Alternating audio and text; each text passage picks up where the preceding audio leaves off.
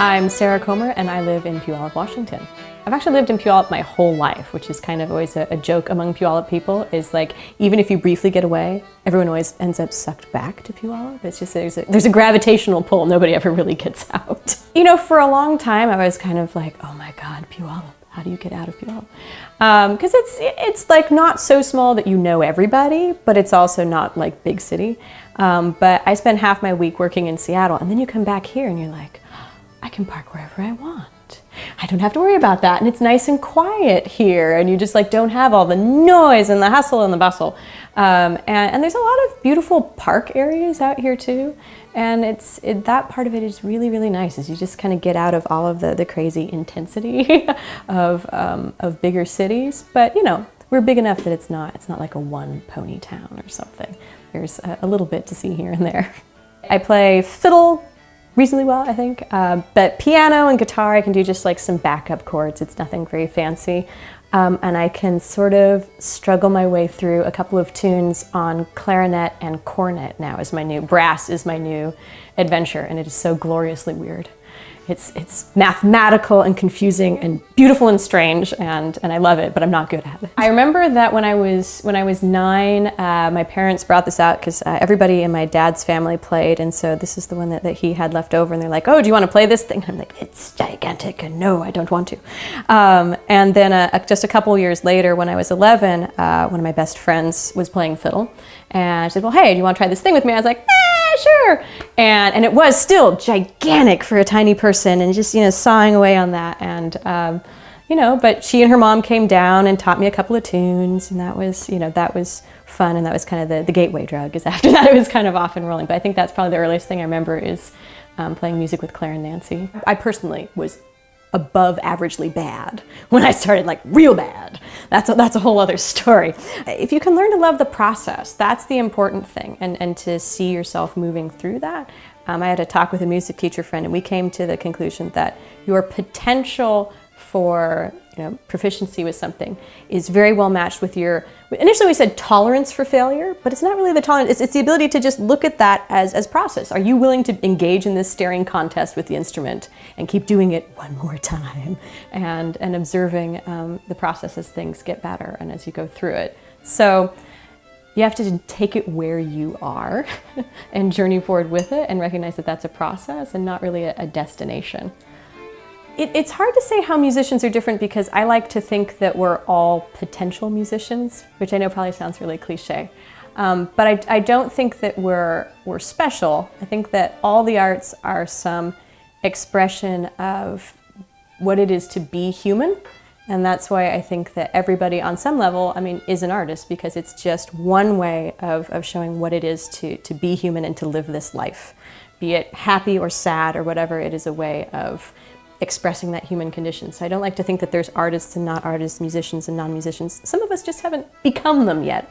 But I do think that once you are a musician, it does open up these gateways of community that you maybe weren't aware of before.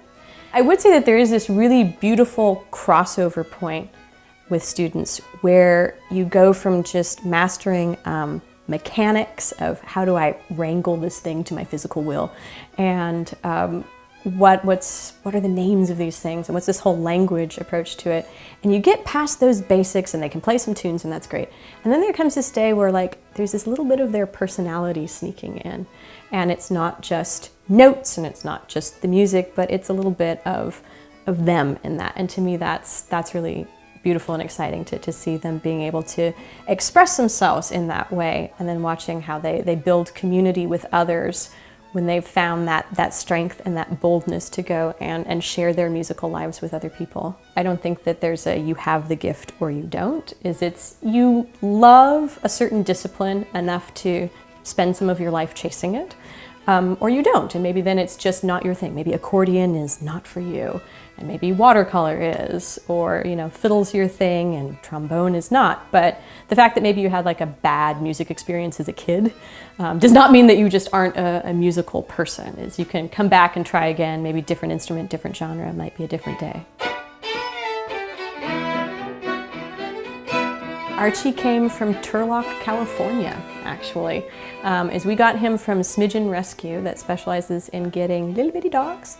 Little bitty dogs that are actually about to be euthanized as they go and they drive down to California and I think some other places, but and they take a truck down on what is about to be their last day because a lot of shelters down there, you have like 72 hours to be found by somebody. And so that was about to be Archie's last day, and then he got picked up and brought up here. And we were very, very fortunate to get to be the ones to adopt him. So yeah, he's an awesome little guy. Most dogs live in the moment. I think they start off like, so long as you're not invading their yard, they want to think that you're a nice human and give you some leash to see whether that's going to prove to be true. And his whole life outlook is, hey, let's have a great day. Unless you're a crow, in which case he's going to bark at you. But no, I think that the loving way that he comes at everything and wanting to know how can we make this day better for you. And if he knows you're having a down day, he does everything he possibly can. He'll go and get Larry, because Larry's the best thing ever, and squeak, squeak, squeak, squeak, and run around the house with that. And if you're upset about something, Archie is convinced that tears are probably why you're sad, so he'll just sit there and lick them all off your face till they're all gone. That's his approach to stuff. He's like, no, I smell them somewhere. And he'll go and check the faces of other people, like, are you the one that's crying? Nope, it's you. Okay, I will take care of this. He is on the job.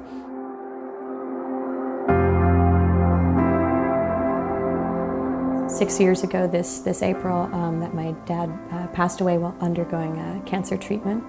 And it's definitely been a life-changing experience and a learning experience. It's not what you want to learn or how you want to learn it, but I guess it's things that are valuable to know. The grieving process is a strange and changing thing.